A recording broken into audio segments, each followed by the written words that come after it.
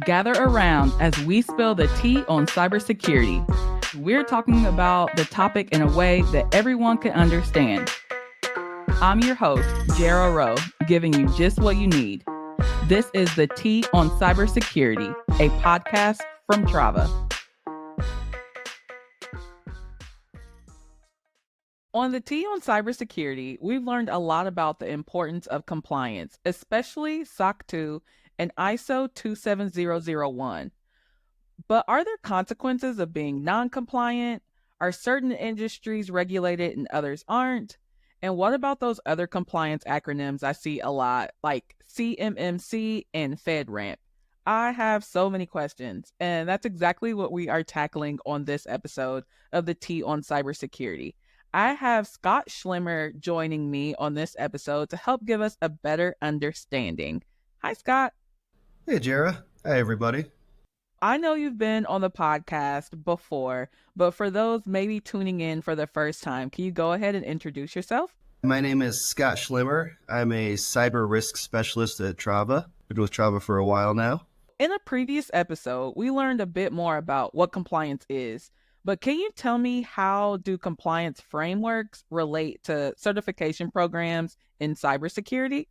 A compliance framework is a set of security controls that can be implemented in an organization. This might include things like implementing security technology like firewalls, or maybe patching vulnerabilities, or even things like implementing security training programs for employees. So it's not just technology. I almost think of it like a recipe in a cookbook. If you pick your favorite recipe or your favorite compliance framework and then follow it closely, you'll end up with a pretty strong security program, or maybe a tasty dinner. I'm not sure. No, relating that to a cookbook definitely makes sense to me. Like, it gives you all the steps, the things you have to do one before the other. So if you relate that to like compliance and cybersecurity, I understand. It totally makes sense. And some of those compliance frameworks are then attached to certification programs. And with those, your organization can get an audit and then become certified to show that you've met the requirements of that compliance framework. You can still do the frameworks, but not necessarily be certified. Is that correct? The only way you receive the certification is by going through the audit and passing. What distinguishes regulated from non-regulated industries in terms of cybersecurity compliance? Like we were talking about, sometimes a company can implement a compliance framework even if they aren't required to. That is a good idea because you can show partners, customers that you're a safer company to do business with, and that builds trust. But in other cases, compliance with the security framework is required because the company works in a regulated industry. So most typically, critical infrastructure would be in this regulated industry category. And that's going to be things like defense contracting, energy, healthcare. And another interesting regulated industry is the payment card industry. And that can end up affecting a lot of industries because it applies to any companies that process credit card payments. Are there universal cybersecurity practices relevant to both regulated and non-regulated industries? Yeah, so frameworks like CIS, NIST, and ISO are very universal. And organizations that are not in regulated industries would be very wise, I'd say, to implement the practices in one or more of those frameworks. It's because cybersecurity best practices benefit all organizations. Everyone can be attacked, and we all need to take this seriously. That's something that I've learned definitely through hosting the podcast, that anything can happen at any time. Regulated or not, you should definitely put cybersecurity policies in place. You just mentioned NIST, and that's one of the frameworks I see pop up a lot when I'm learning more about like SOC 2 or ISO 27001. So can you just talk about what NIST is? Yeah, NIST is the National Institute of Standards and Technology. So it's the U.S. government. NIST has a few frameworks, but it really all started, this was a while ago now. The U.S. government brought together the companies that were strongest on security and said, what are you doing? This is over a long period of time. This wasn't just one meeting. And then from there, created a framework of what are those best practices. And NIST has the CSF, and that's a framework. That's the two sets of controls. One is 853. We're going pretty deep into NIST here. And that is probably the most robust framework out there. So it's a very thorough, detailed framework. And then there's NIST 800-171, which is another pretty good framework. I recommend trying that before 853, and the two will overlap and talk. But yeah, NIST is one of the big players and probably the gold standard for cybersecurity. I see it pop up all the time when I'm creating content and things. And I'm like, oh, I have a better understanding at this point in time of SOC 2 and not so much of NIST. Now that I have a better understanding of NIST, I know that there are little nuances of the different like specific frameworks. So what are like a key feature of Fedramp and CMMC? Let's start with those two. Fedramp is a big security framework for companies that provide cloud services to the U.S. government. And that's actually based on 853, that NIST 853 that we just talked about. And then CMMC is a security framework for contractors to the U.S. Department of Defense. And that's actually based on NIST 800-171. FedRAMP and CMMC are both government industries, you could say, but like FedRAMP is specifically for like cloud services that handles the data. Is that right? Exactly. Now, like GDPR and then like HIPAA, what are like the key features of those frameworks? What makes them different? GDPR is a privacy framework that is required for companies that process the data of European citizens.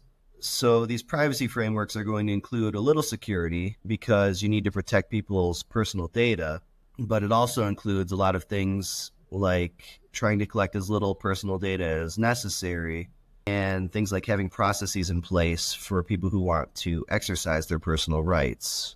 People want to know what data is being collected about them and then be able to opt out of that collection. And those are rights that Europe provides to citizens. And then HIPAA is a framework for healthcare organizations that focuses on protecting patients' personal information. Two other compliance frameworks that I see a lot about as well, if you can help differentiate or explain those key features, is CPRA and CCPA. The U.S. government has not created a GDPR for the United States. So that's been left to the states. So some states have them and some don't. I think we're at somewhere between 12 and 14 states have implemented privacy laws. So CCPA is California's version of GDPR. And that's the same kind of framework, security, but protecting people's personal data, and has its own nuances different from GDPR. And then CPRA is an update to CCPA. The first version wasn't quite strong enough. The U.S. privacy framework is a little bit messier than Europe. And now I do have a better understanding of all of those other acronyms that I typically see pop up. So, listeners, I do want to point out that SOC 2 and ISO 27001 are also a part of these conversations, but we have separate episodes in season 1 and season 2 that go over those compliance frameworks in very specific, like very detailed. So I would definitely encourage you all to go listen to those. So, Scott, how can organizations effectively integrate multiple compliance frameworks? Or is it even necessary to have multiple frameworks in place at the same time? Yeah, so if an organization wants, first, is it necessary? There's definitely instances. I would generally say the more the better. And once you've implemented one, that'll fill part of the next. If an organization wants to implement multiple compliance frameworks, it becomes important to use a compliance platform to manage everything. So the compliance platform will help you keep track of what you're doing for each control. It'll help you organize your evidence and then easily print out reports. And it looks good to auditors. I think the same information coming from a platform and being presented organizedly and looking nice probably gives an advantage for auditors, even though maybe it shouldn't. Without a compliance platform, things can get unwieldy pretty quickly. And I'd say just about all organizations should manage things in a compliance platform, even if you're only implementing one framework. How can organizations prepare for compliance audits under different frameworks? I'd say the best way to prepare is to do an internal audit and to then judge your program as if you were the auditor. Be hard on yourself. Insist that every aspect of each control is covered and is supported by evidence. And when you put that auditor hat on, you see things a little differently. Or better yet, you could hire a company like Trava and we'll do a more objective and internal audit for you. That's the BCRA, right? This would be bigger than that. That's the baseline cyber risk assessment. This would be going through each control and saying, okay, this control is good, this control is not good. The BCRA is based on 18 controls. In this case, an internal audit for CMMC is 100 plus controls. What strategies can organizations employ for continuous improvement when it comes to just their general cybersecurity posture? Yeah, it's a good question. I think a lot of people think about compliance and cybersecurity and like there are these different things and they overlap. You need to be doing both. So it's good to hear security, not just compliance. So whatever framework or frameworks an organization chooses, I would recommend doing an assessment of the security posture at least yearly. And that assessment should reveal a program's strengths and weaknesses. And then they'd want to focus on improving on those weaknesses. And then they could also implement a maturity model. And with the maturity model, you keep track of your maturity level for each control and work on improving those. For instance, do you manage one particular security control in a reactive way, only when necessary? That might be like when team member Bob remembers. Or are things managed in a planned, scheduled, and more predictable manner? And better yet, are things automated when possible, then measured for improvement? And then for continuous improvement, you'll probably be best with a general security framework. Some of those we talked about earlier, like CIS or the NIST CSF. I just previously had a conversation with Marie and Christina about controls, but can you please just refresh my memory on what a control is? The frameworks are made up of a set of controls. These controls are cybersecurity best practices. Controls are best practices. So now that I have a better understanding at the frameworks and certifications, now I want to know more about like non-compliance. Are there financial repercussions or legal ramifications of being non-compliant? It really depends, mostly on the industry and the framework. And so in some cases, with the privacy regulations, you might be subject to financial penalties and fines. In others, like we talked about CMMC, you would lose out on the potential to earn money from the U.S. Department of Defense. It's one's a stick and one's a carrot. For things like SOC 2 and ISO, you're more likely to miss out on a big deal. A lot of smaller companies miss out on their first big deal because the larger partner company really wants to work with a company that has one of these certifications like SOC 2 or ISO. So it really just comes down to the industry and what those regulations are, how it would affect like financially or like legally. I feel so much better. I feel like I understand more, especially about Fedramp and CMMC. I really didn't understand what the difference was between those, but I get it now. So before I let you go, do you have any advice for an organization that is looking to become compliant or to get their certification? First, I would say to find a compliance platform. It'll make life a lot easier.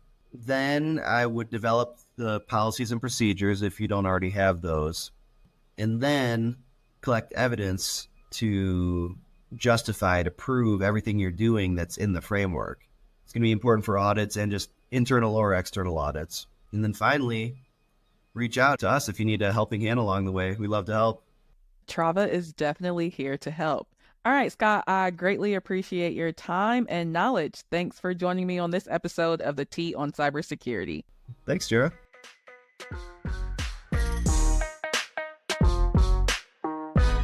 Now that we've spilled the tea, it's time to go over the receipts. I learned a lot from Scott through that conversation. And one of the first things I pulled was that you can follow a compliance framework without actually having the certification or attestation for that. That just is proving to people that you have cybersecurity measures and things in place. Another thing that I learned was that you can think of a framework like a cookbook. There are steps you need to follow and certain measurements, and you have to do certain things in certain orders, and then you'll reach a delicious meal. Or in this case, if you think of it in a framework, is have strong cybersecurity policies in place. Another thing I got was a much clearer understanding of what NIST is. So Scott just said that was pretty much like for the US in particular, like a golden standard for cybersecurity policies. So if you're looking for a way just to get general cybersecurity best practices in place, you can look at the NIST CSF framework for that. I also learned more about GDPR, CCPA, and CPRA, and these are put in place when you are handling data with people in those populations. So, GDPR are for people in the EU, and CCPA and CPRA are in California. And another thing with that I took away is that the US government doesn't have a standard data protection law or frameworks in place. So that is where the different states create their own, which is where CPA and CPRA come in for California in particular. And the final thing that I took away is that some industries don't have regulations in place, but for those that do, there can be legal ramifications if you are not compliant. For instance, if you are working with the government, you definitely need to follow either Fedramp or CMMC, depending on what your company does. And if you don't, there could be legal ramifications or even lead you into a bad reputation, which no one wants that, especially when you're starting a company. I hope you learned as much as I did about frameworks and certifications and being non compliant. And I look forward to seeing you on the next episode of the Tea on Cybersecurity. And that's the Tea on Cybersecurity. If you like what you listen to, please leave a review. If you need anything else from me, head on over to Trava Security. Follow wherever you get your podcasts.